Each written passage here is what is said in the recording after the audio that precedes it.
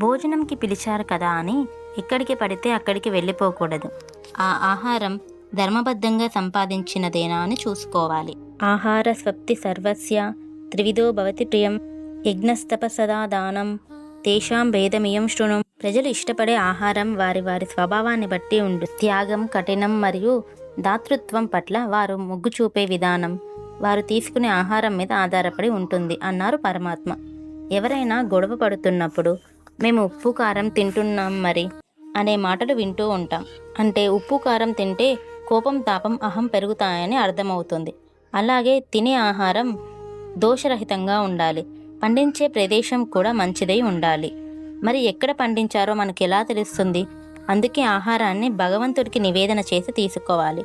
అలా నివేదన చేస్తే దోషం పోతుందని శాస్త్రోక్తం.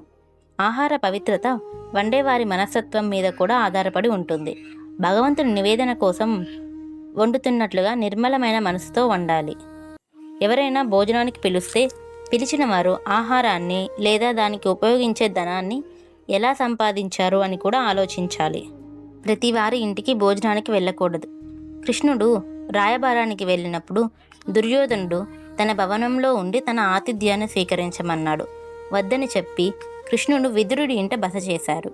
అటువంటి భోజనం చేస్తే మనసు, ఆలోచనలు కలుషితమవుతాయని తెలియజేశారు పరమాత్మ. ఆహార విషయంలో ప్రత్యేక జాగ్రత్తలు తీసుకోవాలి. ఏతత్ సర్వం శ్రీకార్తిక దయాద మోదార్పణమస్తు. ఈ కంటెంట్ మీకు నచ్చినట్లయితే like, share, subscribe to Shashikasri YouTube channel.